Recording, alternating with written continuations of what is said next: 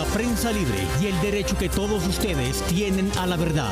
Yo soy la Red Independiente, presenta Noticias 1 con Mónica Rodríguez y Gerson Caucha. Buenas noches y bienvenidos a la mejor información del fin de semana. Queridos miembros de la Red Independiente, vamos a extender por unos pocos días nuestra promoción del Morral de Noticias 1 mientras llega la más maravillosa sorpresa para todos ustedes. El Morral tiene porta laptop, bolsillo secreto interno, espaldar acolchado y bolsillo para termo o botella.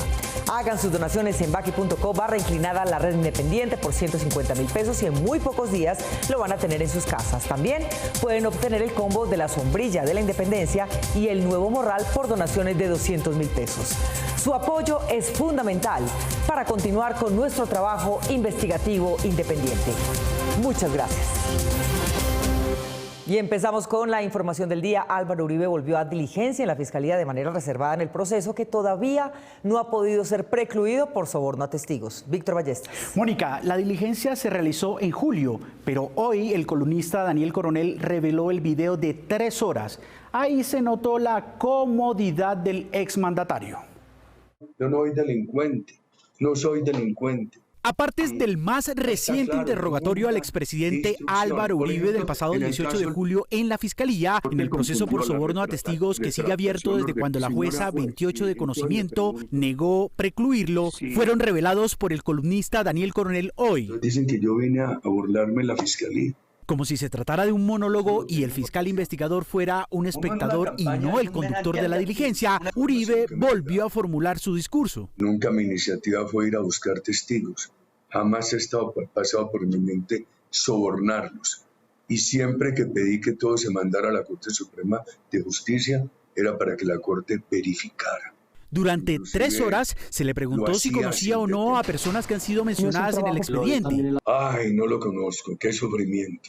En lugar de responder la pregunta formulada, el exmandatario contestaba como político en lugar de como interrogado. Yo fui disidente del movimiento estudiantil. Iván Velázquez sabe de mi honorabilidad. Incluso se le permitió maniobrar la cámara que estaba grabando la diligencia. En ese periodo tan corto. El fiscal también hizo las veces de asistente de cámara. Aquí están los secuestrados. Del helicóptero no se veía nada, porque esa selva parece un brócoli. A cada intervención, el fiscal respondía con una frase de excesiva cortesía. Gracias, doctor Uribe. Gracias, doctor Uribe. Gracias, doctor Uribe. Cuando Uribe empezó a dudar ante los hechos concretos del expediente, su abogado Jaime Granados tuvo que auxiliarlo en al menos 5 ocasiones. Lo primero es... Igual te podemos aportar la propósito objetivo que es el que está en el título. El mismo fiscal se prestó solícito a apoyarlo. ¿Desde qué fecha?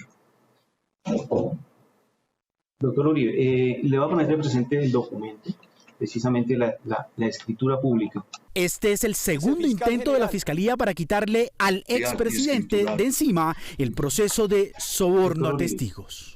Hoy se adelantó un evento organizado por el uribismo, aunque reunió a otras figuras de la derecha colombiana. El eje de la cita era presentar la contracartilla de la Comisión de la Verdad. Guillermo Gómez. Mónica, el expresidente y jefe máximo de ese movimiento solo se hizo presente de manera virtual y renegó porque las comunicaciones no le funcionaron. Llamó la atención la ausencia de María Fernanda Cabal. En medio del desconcierto y la falta de liderazgo de la que nunca había padecido el autocrático Centro Democrático, hoy se dio el primer encuentro público de la derecha colombiana luego de ser vencida en las elecciones presidenciales. Ocurrió en el Salón Rojo del Hotel Tequendama en Bogotá. Cada que se hace un evento en el Hotel Tequendama no funciona la tecnología. Durante todo el evento hubo fallas de internet y sonido. ¿Algún asistente está conectado al Wi-Fi del hotel? Muy raro. ¿Les vamos a desconectar? ¿Pero hay alguien conectado? No hay señal. Porque es que el hotel dice que no está funcionando, que porque hay mucha gente conectada. Creo que es absolutamente falso. Uribe asistió de manera virtual porque, según dijo, una nieta estaba de cumpleaños. Los congresistas Paloma Valencia y José Jaime Uzcategui fueron los organizadores de la cumbre que no encontraba orden. Atendiendo el llamado de atención que me hacen, Vamos a dar la reina vamos a voces. recordar Entonces, la memoria y para eso les presento al doctor Enrique Gómez Hurtado. Pero Muchas gracias. momento. Vamos a hacerlo así. Vamos a tener una conversación. El invitado Enrique Gómez, líder del Movimiento de Salvación Nacional, dijo que está cansado de los pacifistas. No más chantaje de los pacifistas. Estoy harto y aburrido de estos negociantes, de estas ONGs internacionales. El congresista Uzcategui, hijo del general del mismo apellido que fue condenado por la masacre de Mapiripán, planteó las tareas. ¿Cuáles son las tareas? Narcotráfico, defender a nuestra fuerza pública, cuidar al sector productivo, reformar el sistema interamericano de derechos humanos. También se expresaron, como queriendo mostrar liderazgo, Rafael Nieto, Paola Holguín y hasta Polo Polo. Se gastan más de 500.000 millones de pesos la JEP en 4 años y solo encontraron 28 cuerpos. Mientras se organizaban, No hemos comenzado y ya estamos desordenados.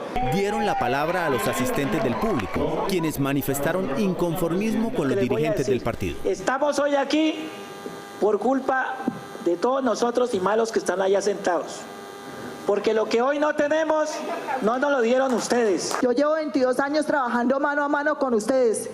Necesitamos que se nos abra el espacio. Aquí en la mayoría son militares y no nos están teniendo en cuenta a los retirados. A partir de hoy, el Centro Democrático empezará a difundir una cartilla contra el informe de la Comisión de la Verdad.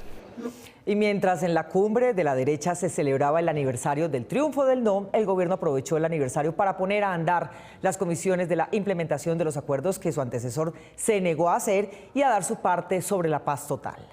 Luego de 4 años en los que prácticamente quedó paralizada la implementación de la paz entre el gobierno y las FARC, hoy el presidente Petro reinstaló 2 instancias que nacieron bajo los acuerdos de La Habana: la Comisión Nacional de Garantías de Seguridad y la Comisión de Seguimiento, Impulso y Verificación a la Implementación, más conocida como CECIBI. Esta comisión había sido suspendida durante 4 años por el gobierno pasado. No se volvió a reunir formalmente. En su intervención, el mandatario dijo que su gobierno está dispuesto a cumplir lo pactado entre el Estado y la entonces guerrilla de las FARC. Sin embargo, manifestó que el expresidente Duque tomó la decisión de no adelantar los compromisos de paz. Lo que he encontrado es que nada,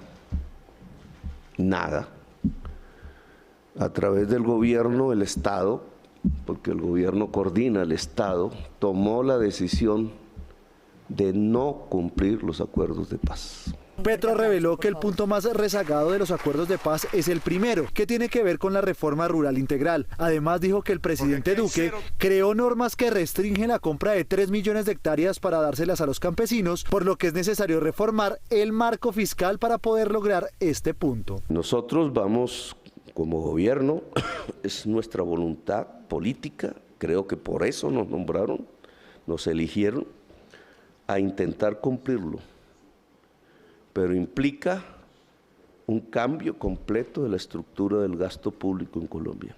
El alto comisionado de paz, Danilo Rueda, quien será el encargado de dirigir estos 2 mecanismos, dijo que tanto la CECIBI como la Comisión de Garantías de Seguridad se integrarán a la estrategia de paz total del gobierno y expresó que ya hay 10 grupos ilegales que han manifestado su intención de dialogar con el gobierno, pero primero se debe verificar su voluntad de paz. La primera fase para ser parte de la paz total es que el grupo armado asuma el compromiso de 0 asesinatos, 0 desapariciones, 0 torturas.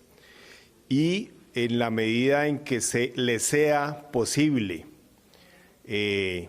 evitar confrontaciones armadas. Rueda afirmó que si los grupos ileales cumplen estas condiciones, el gobierno podría sentarse con ellos. Por su parte, el jefe de la misión de observación a los acuerdos de paz de la ONU, Carlos Ruiz Massieu, adelantó que el organismo está dispuesto a acompañar al gobierno en los diálogos de exploración. El presidente Petro se comprometió con los firmantes, con la comunidad internacional y con las organizaciones sociales a adelantar las acciones necesarias que permitan lograr los compromisos adquiridos en La Habana. La Alianza Investigativa Noticias 1 Cambio analizó los documentos de la persecución digital de la Brigada Militar de Inteligencia en contra de la periodista María Alejandra Villamizar. Enrique Tapias. Mónica, la periodista que es nominada como sujeta en los reportes militares de la invasión de su vida personal fue víctima como consecuencia de una entrevista que realizó y publicó con líderes del ELN que estaban en La Habana, no en la selva colombiana. El 13 de agosto de 2019, la Brigada de Inteligencia número 1 pidió autorización a sus superiores mediante los canales regulares y formularios oficiales para, comillas, aumentar la producción de la que llamó Operación de Inteligencia Hábil, en que la única persona eje de las tareas de espionaje que se estaban desarrollando era la periodista del canal Caracol, María Alejandra Villamizar. La Alianza Noticias 1, revista Cambio, encontró en archivos militares los documentos reservados que prueban los seguimientos a que ella fue sometida. La periodista reaccionó a nuestro hallazgo cuando constató, sorprendida, la existencia de esas órdenes escritas. Este documento lo que hace ver es que esto no era, digamos, una operación subrepticia dentro de la misma inteligencia militar, es decir, que era abierta, formal y para ellos seguramente legítima, lo cual no deja de llamar la atención porque hubo despidos, hubo salidas, hubo retiro de militares y de oficiales del ejército que no eran manzanas podridas. Es lo que quiero decir. Este radiograma, también de 2019, durante el gobierno de Iván Duque, fue escrito para presionar la búsqueda de Pablo Beltrán, jefe del ELN, y a quien la periodista Villamizar había entrevistado. Al parecer, la operación Hábil contra ella se creó con la pretensión de encontrar al guerrillero siguiéndola a ella contra toda lógica, pues el reportaje tuvo plena difusión. Lo que hace pensar es que entonces esto es una decisión de quienes mandan en las fuerzas militares y es una decisión del Estado colombiano. Es decir, el ejército de Colombia, y además se están metiendo con la prensa, eso ya es otro tema que ya hablaremos en términos de intimidación a la prensa. Entre los documentos encontrados por la Alianza Noticias 1 Revista Cambio se hallaron todos los datos privados de la periodista, uno de los más graves en donde pusieron su fotografía con una descripción en que se leía que era periodista y que había entrevistado a Pablo Beltrán al lado de las imágenes de dos mujeres a las que calificaban de sujetas, a quienes inteligencia militar señalaron de ser las compañeras sentimentales de un miembro de la banda criminal de Los Pelusos y de alias Gavino del ELN. Ya vamos a criminalizar el oficio periodístico. ¿Esto es un crimen, hacer una entrevista? En estas condiciones, la intimidación del Estado, calificándome a mí como entrevistadora, metiéndome en una ficha donde hay personas que están al margen de la ley, pues tendrán que decir cuál era el objeto de esto. El perfilamiento Villamizar fue tan intenso que puede ser un caso que llegue a los organismos nacionales e internacionales de defensa de la libertad de prensa. Tenía además otra relevancia para la sensibilidad, que es un organismo de inteligencia del Estado. Siguiendo periodistas. Haciéndole seguimiento a periodistas y a periodistas además de medios internacionales. La calificación de la periodista por parte de inteligencia militar como objetivo de espionaje puede haber tenido autorizaciones del más alto nivel con características de persecución política por motivos ideológicos. Quien fuera consejero de Derechos Humanos, que hoy es el fiscal general Francisco Barbosa, publica un trino y dice que esa entrevista es apología al terrorismo. También en ese momento era consejero presidencial de seguridad, se llama Rafael Guarín, que también califica esa entrevista diciendo que es increíble cómo los medios de comunicación le hacen apología al terrorismo, entrevistando terroristas. Las investigaciones que se abrieron por las chuzadas ilegales del ejército nunca dieron resultados. La afectación directa a un periodista no hace parte de los objetivos de la seguridad nacional, dijo el comandante del Ejército, general Mauricio Ospina, comentando la revelación de Noticias 1 y Cambio sobre la operación de inteligencia militar contra María Alejandra Villamizar. El comandante del Ejército, general Mauricio Ospina, reaccionó al hallazgo documental del espionaje a la periodista del canal Caracol, María Alejandra Villamizar. Dijo que este tipo de sucesos no se repetirán, pues se establecieron mesas de trabajo que permiten analizar y ordenar las operaciones de inteligencia militar. Hay que tener la tranquilidad de que nunca se hace algo en cuestión de que determine una persona específica, y en esto que usted me está preguntando, en afectación directamente a algún periodista, ese no es el contexto de lo que se busca en los fines de la seguridad del Estado. Señaló que los parámetros para desarrollar operaciones de inteligencia se basan en el análisis previo sobre la seguridad de Estado para evitar errores del pasado. Desde el momento en que se presentan estos hechos, se hace un ajuste a las directivas, y las directivas que van alineadas con la ley de inteligencia, ¿qué nos permite? saber el qué, quién, cuándo, dónde y cómo se desarrolla y por qué se desarrolla. Pero la declaración más relevante del comandante del ejército fue aquella en que aceptó que operaciones como la que afectó los derechos civiles de la periodista Villamizar fueron desafortunados, aun cuando después matizó su respuesta. ¿Cómo califica usted esos hechos que ya ocurrieron? Bueno, pues desafortunados pudiéramos decir, y creo que ese es el mejor término, ¿no? Pero todas las instituciones permanentemente aprendemos y lo mejor es que tenemos que ser abiertos, transparentes y mostrar que precisamente cuando se presentan eventualidades como estas, que no podemos en este momento juzgarlas todavía porque habrán unos resultados de las investigaciones y ellas serán las que nos determinarán cómo podemos calificar si fueron afortunados o desafortunados esos hechos finalmente.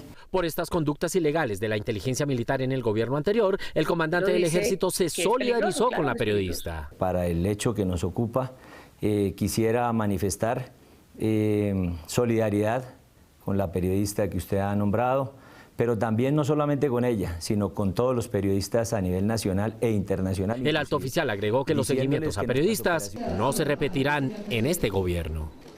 La procuradora Margarita Cabello se afanó a sancionar al exdirector de la Agencia Nacional de Infraestructura, ANI, Luis Fernando Andrade, antes de que el caso llegara a la prescripción. Juliana Ramírez. Mónica, el afán de Cabello recuerda que ella, como magistrada de la Corte Suprema de Justicia, habría revisado la recusación contra Néstor Humberto Martínez, recusación que no prosperó por la renuncia del entonces fiscal.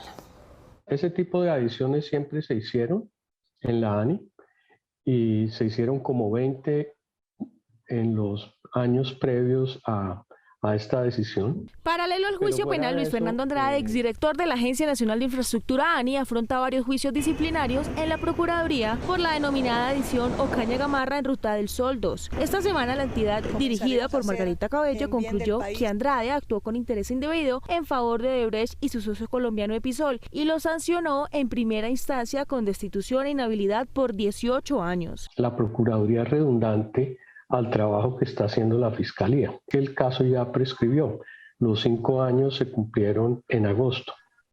Pues ahora vamos a apelar pidiendo la prescripción y ella tiene que recusarse porque ella ya se pronunció públicamente al respecto. Evitar que prescriban muchísimos casos que son de trascendencia nacional, como nos ocurrió con el caso de Odebrecht, que ayer salió la decisión, estaba a puertas de prescribir. Según Andrade, su caso se asimila a lo acontecido con el de Gustavo Petro en la Procuraduría, en el sentido que, según su interpretación, quien investiga es el mismo que lo estaría juzgando. Explicó que vio con extrañeza que la decisión de esta semana fuera firmada por la procuradora delegada Olga Liliana Suárez Colmenares y no por Exiquio Manuel Sánchez, quien era quien llevaba el caso. Una desagradable sorpresa, porque pues veo que la persona que la firma no es la persona que llevó a cabo todo el proceso. Estuvo en el equipo que investigó el caso y si usted recuerda, cuando el entonces alcalde Gustavo Petro fue destituido y a raíz de eso la misma Procuraduría estableció que no se podía tener a la gente que investigaba juzgando a los acusados. No es la primera vez que Margarita Cabello está inmersa en un tema en relación con Luis Fernando Andrade. En su momento, cuando era magistrada de la Corte Suprema de Justicia, Cabello habría revisado junto con sus compañeros de sala una recusación que Andrade radicó contra Néstor Humberto Martínez con motivo de varios conflictos de interés. Yo creo que era muy importante para el país que se diera un fallo sobre ese tema, para que el país realmente supiera qué pasó. Pero el doctor Martínez renunció y la sala entonces decidió, incluyendo a la doctora Cabello, que no hacía sentido tomar una decisión porque ya con la renuncia de él se resolvía el problema. En los próximos 10 días, el exdirector de la ANI deberá presentar su apelación ante la Procuraduría. La gasolina subió y va a seguir subiendo. Les tenemos tips para la época de ahorro que comienza. Desde ayer, el galón de gasolina subió 200 pesos en todo el país, quedando la corriente en promedio en 9.380 pesos y el ACPM, que se mantiene sin variación, en 9.018 pesos. Esta es la primera de varias alzas graduales mensuales que anunció el gobierno Petro y que irá al menos hasta diciembre. A continuación, algunas ideas para ahorrar en medio de una gasolina más costosa. Primero, establezca un presupuesto para tanquear de acuerdo con sus trayectos. Segundo, no use su carro si no es estrictamente necesario. Tercero, planifique sus recorridos. Si llega a caer en un trancón, opte por apagar el carro. Cuarto, no use el aire acondicionado. En solo esta medida podría ahorrar hasta 12% de su gasolina. Y quinto, revise con frecuencia la presión de las llantas. Por su población, Bogotá es la 29ª ciudad más grande del mundo, lo que indican los indicadores. Tokio, la ciudad más poblada del mundo, tiene en su área metropolitana el 0.48% de los terrícolas. México es la quinta con el 0.28%. Nueva York la 11ª con el 0.28%. Río de Janeiro la 19ª con el 0.17%. Y Bogotá la 29ª con el 0.14%. Esto indica que hacen falta más líneas de metro. Esto es lo que indican los indicadores.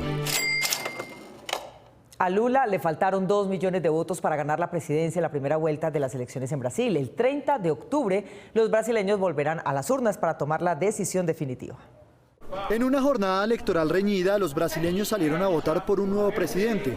El candidato de izquierda, Luis Ignacio Lula da Silva, obtuvo el 47,6% de los votos, mientras que el candidato presidente de extrema derecha, Jair Bolsonaro, logró el 43% de los sufragios. Aunque las encuestas daban como ganador absoluto y hasta lo proyectaban como triunfador en primera vuelta, Lula da Silva no alcanzó el 50% de los votos necesarios para ser proclamado presidente sin llegar a la segunda vuelta, mientras que el derechista Bolsonaro sorprendió a las encuestadoras que antes de las elecciones lo daban como el gran perdedor. Tras estos resultados, Brasil vivirá una intensa segunda vuelta en la que los más de 156 millones de brasileños deberán escoger entre la izquierda o la derecha el próximo 30 de octubre. La jornada electoral estuvo marcada por largas filas en las urnas, pero sin inconvenientes y problemas de seguridad. Aunque las votaciones estuvieron muy apretadas y es incierto lo que pueda suceder dentro de 30 días, las campañas de ambos candidatos celebraron los resultados de hoy. Ahora ambos candidatos tendrán 4 semanas para seducir a los indecisos y a los que votaron por la senadora Simone Tebet, quien fue la sorpresa en estas elecciones al obtener casi el 5% de los sufragios, es decir, cerca de 5 millones de votos. Ninguno de los dos candidatos ha dado declaraciones públicas, pero desde ya se avecina una segunda vuelta marcada por los ataques de ambos candidatos.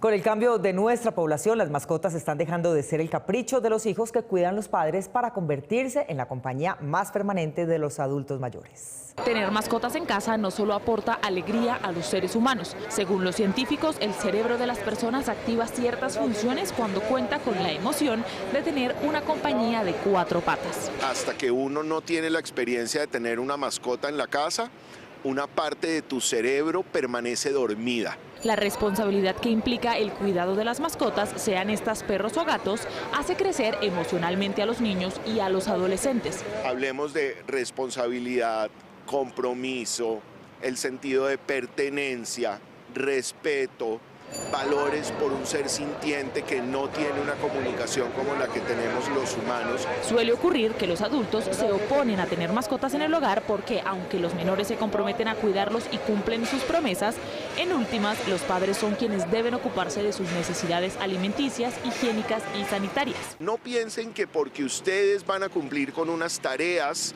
de ese cuidado, sus hijos no merecen tener una mascota. Los adultos mayores, muchas veces aislados de la sociedad por sus condiciones particulares y por su edad, se benefician especialmente del afecto que les proporcionan las mascotas, puesto que no solo reciben atención, sino que ellas los obligan a moverse, a salir a pasearlas y a responder por su cuidado, lo que los hace sentirse útiles. Hace que esa persona se exprese y dialogue con la mascota de cosas que probablemente no hace mucho tiempo. Tener una mascota trae siempre más beneficios que trabajo y obligaciones.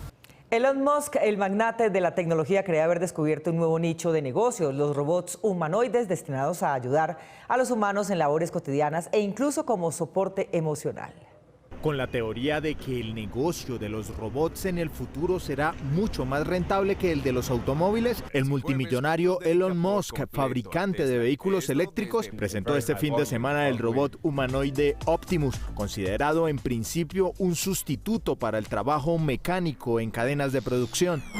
De acuerdo con la información que se encuentra disponible, este robot es capaz de levantar 20 kilos y moverlos fácilmente de un sitio a otro, aunque durante la presentación en la oficina de Tesla en Palo Alto, California, simplemente caminó y saludó a los asistentes. No obstante, en el evento, Musk aseguró que a los robots les falta cerebro, no tienen la capacidad de viajar por el mundo y los costos de fabricación son muy altos, mientras que lo que busca con Optimus es fabricar en masa robots más inteligentes con un valor aproximado a los 100 millones de pesos. Y aseguró que en un futuro no muy lejano, estos humanoides podrán estar en los hogares realizando trabajos de limpieza, cocinando e incluso convirtiéndose en la pareja de cualquier comprador.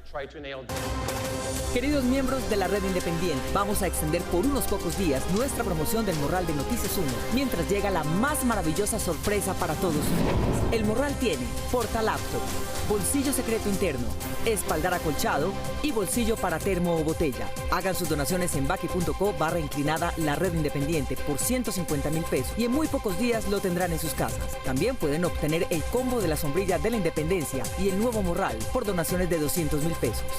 Su apoyo es fundamental para continuar con nuestro trabajo investigativo independiente. Muchas gracias.